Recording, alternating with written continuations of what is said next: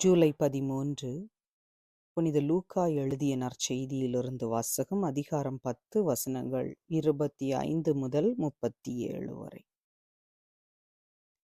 திருச்சட்ட அறிஞர் ஒருவர் எழுந்து இயேசுவை சோதிக்கும் நோக்குடன், போதகரே, நிலை வாழ்வை உரிமையாக்கிக் கொள்ள நான் என்ன செய்ய வேண்டும் என்று கேட்டார். அதற்கு இயேசு, திருச்சட்ட நூலில் என்ன எழுதியிருக்கிறது, அதில் நீர் என்ன வாசிக்கின்றீர் என்று அவரிடம் கேட்டார். அவர் மறுமொழியாக, உன் முழு இதயத்தோடும் முழு உள்ளத்தோடும் முழு ஆற்றலோடும் முழு மனதோடும் உன் கடவுளாகிய ஆண்டவரிடம் அன்பு கூறுவாயாக. உன் மீது நீ அன்பு கூறுவது போல் உனக்கு அடுத்திருப்பவர் மீதும் அன்பு கூறுவாயாக என்று எழுதியுள்ளது என்றார். இயேசு, சரியாய்ச் சொன்னீர், அப்படியே செய்யும், அப்பொழுது வாழ்வீர் என்றார். அவர் தம்மை நேர்மையாளர் என காட்ட விரும்பி, எனக்கடுத்திருப்பவர் யார் என்று இயேசுவிடம் கேட்டார். அதற்கு அவர் மறுமொழியாக கூறிய உவமை.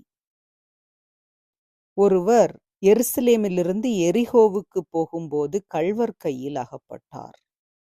அவருடைய ஆடைகளை அவர்கள் உரிந்து கொண்டு அவரை அடித்து குற்றுயிராக விட்டு போனார்கள். குரு ஒருவர் தற்செயலாய் அவ்வழியே வந்தார். அவர் அவனை கண்டதும் மறுபக்கம் விலகிச் சென்றார். அவ்வாறே லேவியர் ஒருவரும் அவ்விடத்திற்கு வந்து அவரை கண்டதும் மறுபக்கமாக விலகிச் சென்றார். ஆனால் அவ்வழியே பயணம் செய்து கொண்டிருந்த சமாரியர் ஒருவர் அருகில் வந்து அவரை கண்டபோது அவர் மீது பரிவு கொண்டார்.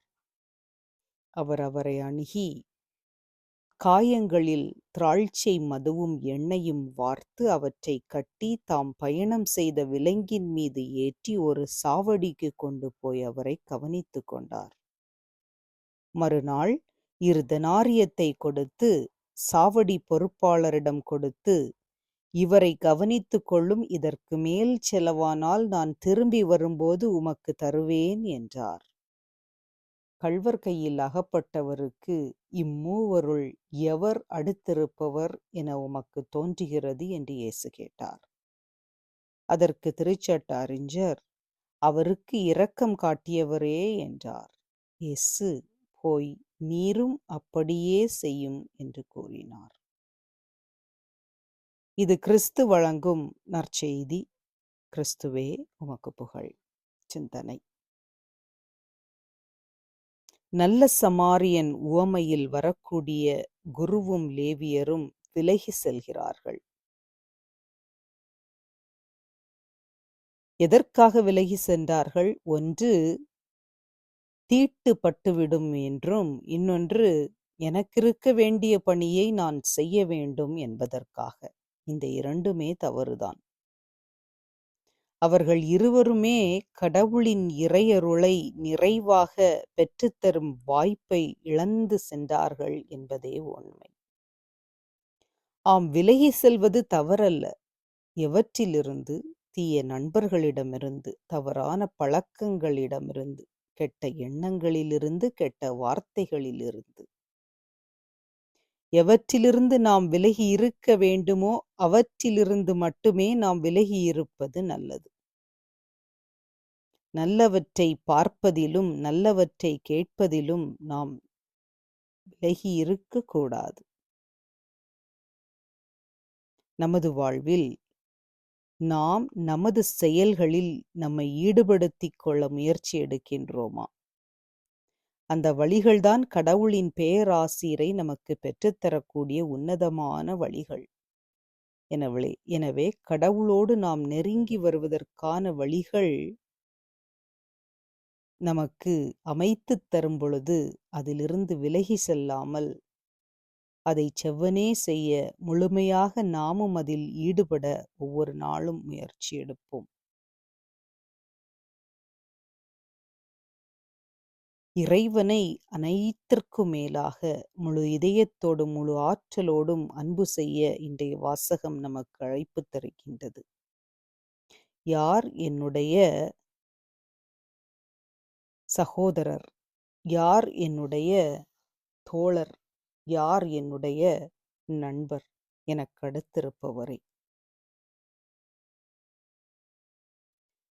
பரிவு கொள்வதும்,